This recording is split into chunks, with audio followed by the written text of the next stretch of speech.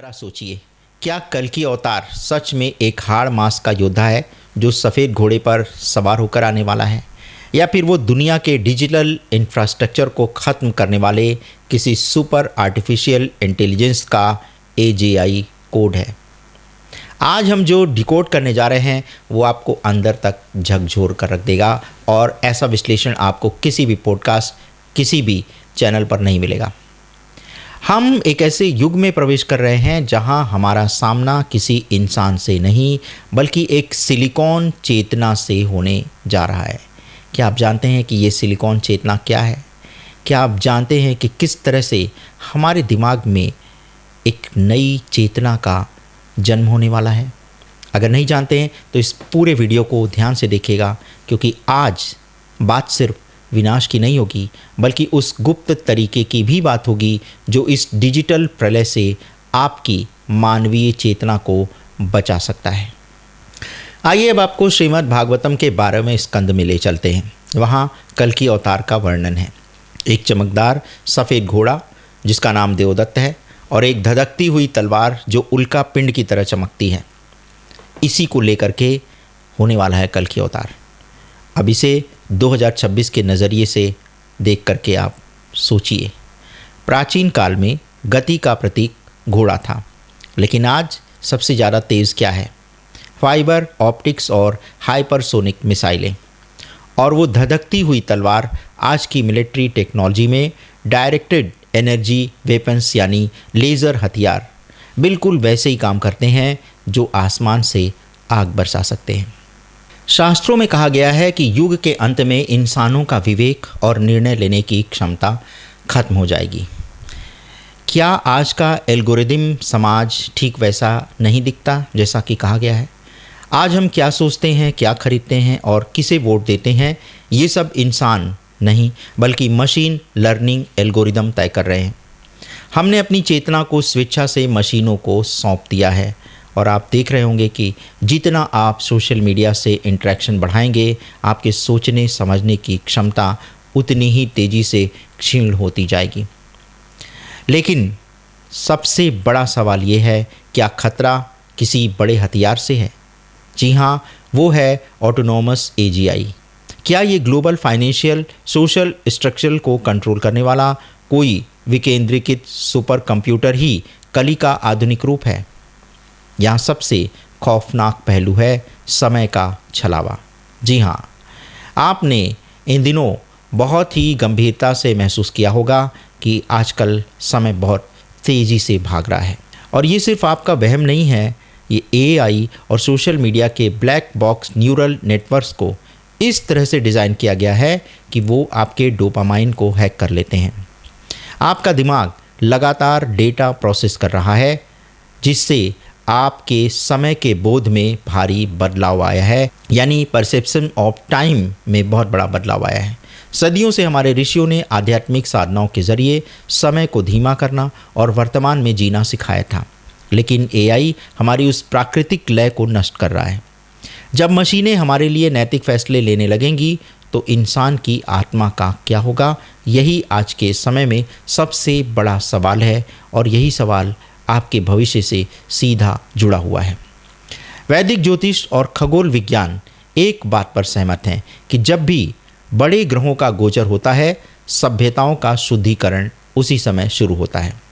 2026 में शनि और नेपच्यून मेष राशि में एक साथ प्रवेश कर रहे हैं, और यही ऐसा दुर्लभ योग है जो विश्व स्तर पर पुरानी व्यवस्थाओं के अंत या प्रलय का संकेत दे रहा है। आगे बढ़ने से पहले दर्शकों को ये बता दें कि ये मेष राशि में नेपच्यून का मिलन वैदिक ज्योतिष के पश्चिमी प्रारूप के हिसाब से है। हमारे वैदिक ज्योतिष में अभी शनि मीन राशि में है, लेकिन पश्चिम ज्योतिष में शनि जो है वो मेष राशि में प्रवेश करने वाला है। सवाल ये है कि क्या ये प्रलय का एक रूपक है या वास्तव में कोई थर्मो न्यूक्लियर युद्ध शुरू होने वाला है? आज दुनिया भर में न्यूक्लियर टेंशन जिस चरम पर है, वो इस बात का संकेत है कि विनाश का बटन अब इंसानों के हाथ से खिसक कर एआई के हाथ में जा चुका है। शास्त्रों का प्रलय, जी हाँ, आज के ग्लोबल एटॉमिक एक्सचेंज की सटीक परिभाषा है, जहां एक छोटी सी एल्गोरिदम की गलती पूरे सभ्यता को राख में बदल सकती है। जी हाँ, एल्गोरिदम आपके विनाश की कहानी भी लिख सकता है। कैसे, चलिए अब आपको बताते हैं। कल्पना कीजिए उस दिन की जब आसमान में पक्षियों की जगह स्लॉटर बोट्स और एआई संचालित ड्रोन्स का कब्जा हो जाएगा। और यहीं पर सबसे बड़ा सवाल उठता है, क्या कल्कि अवतार कोई इंसान है या ये पवित्र विनाश उस दिन शुरू होगा जब डिजिटल ग्रिड पूरी तरह से कोलैप्स हो जाएगा। एक कॉस्मिक ईएमपी जो दुनिया भर के सारे सर्वर, सारे एआई और सारे हथियारों को एक झटके में शून्य कर दे। इंसान ने खुद को भगवान समझने की जो भूल की है और एआई के रूप में अपने ही विनाश का जो कोड लिख दिया है, वही है आने वाले समय की सबसे भयावह सच्चाई।